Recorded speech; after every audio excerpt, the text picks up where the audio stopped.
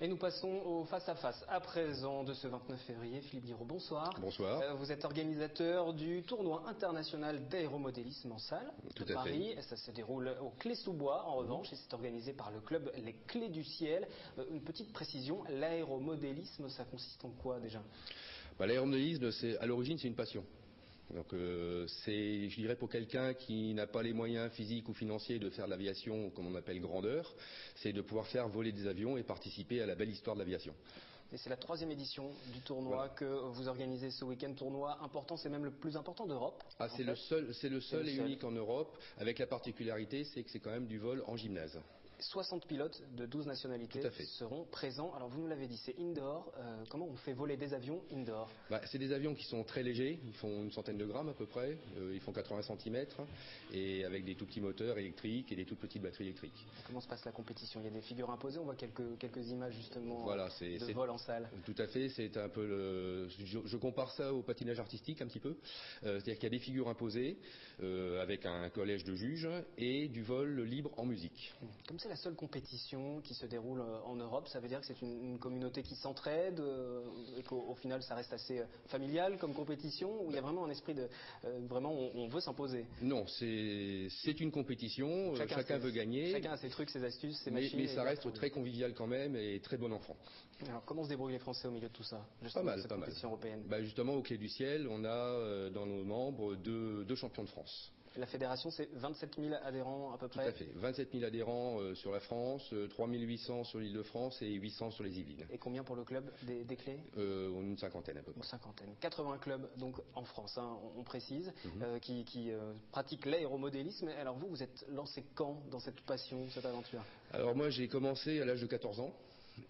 Jusqu'à peu près 24 ans et puis après comme beaucoup de gens dans ce cas-là on se marie, on a des enfants, on a une maison et c'est l'occasion de pratiquer avec les enfants également. Voilà. Non, on avait d'autres passions avec eux. C'est une passion d'adulte aussi? C'est une passion d'adulte, oui. Ouais. Et en fait, je m'y suis remis il y a 6 ans, lorsque je me suis retrouvé tout seul après un divorce. Voilà. Avec plus de temps libre, donc pour se consacrer à l'aéromodélisme. Et ça prend combien de temps par jour alors? Parce que vous faites tout de A à Z en fait. Ça dépend. Il y a deux possibilités. Soit on monte nos avions nous-mêmes à partir de plans, de bois, de toile, je dirais à l'ancienne. Mais il existe actuellement beaucoup de possibilités d'avoir des kits qui sont pré-montés et qui demandent entre 15 et 20 heures de travail avant de pouvoir voler avec l'avion. Il y a les deux passions. Il y a la passion de la construction et il y a la passion du vol. Ça veut dire qu'il faut avoir les moyens aussi également quand on fait tout soi-même. Ça coûte très cher? Non. Mais ça coûte pour avoir un avion capable de rivaliser dans les meilleures compétitions comme celle de ce week-end? Cela ne coûte pas cher du tout.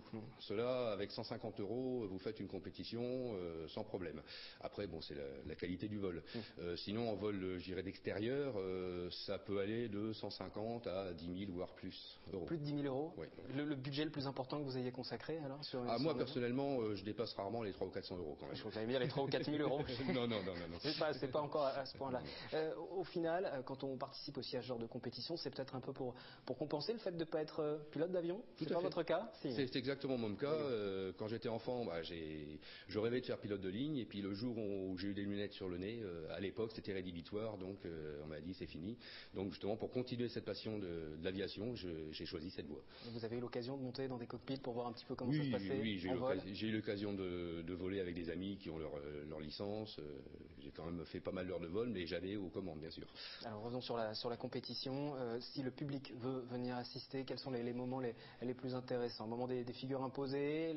Je dirais que le moment le plus intéressant se situera d'ailleurs le dimanche après-midi, parce qu'il y aura une alternance de figures imposées et justement de ces vols libres en musique, qui est vraiment un spectacle merveilleux de précision, d'audace. C'est un peu comme les vols, comme le patinage artistique, figure libre. Voilà. Il y aura un échange aussi avec le public? Tout à fait, oui, bien sûr. Pour justement peut-être conseiller, expliquer le travail qui a été fait sur sa machine? Tout à fait. Nous avons un échange avec le public en permanence. Les pilotes sont dans le public quand ils volent pas.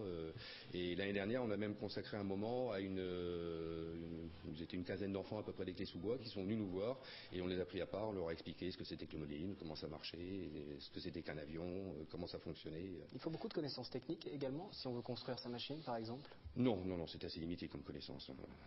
Même la mécanique, bon, c'est des petits moteurs. Bon, il y a des moteurs électriques, il y a des moteurs qui marchent au méthanol, d'autres à l'essence, mais c'est quand même une mécanique relativement simple. Là, on parle d'aéromodélisme, mais le modélisme tout court sur d'autres maquettes peut-être, vous l'avez pratiqué également? J'ai pratiqué un peu le bateau aussi dans ma jeunesse. Et alors pourquoi pas avoir continué sur le bateau? Justement parce que j'avais quand même en moi cette passion de l'aviation qui a fait que je me suis plutôt orienté après. Le bateau c'est bien parce que c'est quelque chose qui ne coûte pas cher, il n'y a aucun risque, parce qu'évidemment un bateau qui coule c'est assez rare, par contre un avion qui rencontre le sol violemment c'est assez fréquent.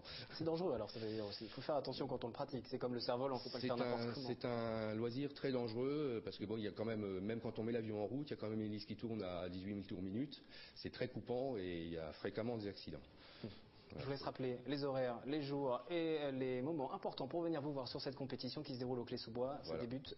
Donc l'ITOP commence samedi, a lieu samedi et dimanche, donc de 8h à 22h30 le samedi et de 8h à 19h le dimanche. Avec des compétiteurs venus de l'Europe entière qui vont s'affronter. Ils viennent de 11 pays, et, pour citer les plus lointains, on a des Finlandais, des Lituaniens, Biélorusses et puis évidemment des pays limitrophes. Et d'un pays à l'autre, il y a des spécificités sur les avions qui entrent en compétition? Non, c'est assez semblable comme avion, ils ont tous à peu près le même modèle de base, je dirais. Après, il y a des petits détails qui changent, qui font le petit plus, qui va bien. Et les Français se débrouillent plutôt bien. Le club des Clés du Ciel également, vous pourrez voir ça donc lors de cette compétition Clé-sous-Bois. Merci d'être venu sur le plateau nous en parler. Et à présent, on passe donc au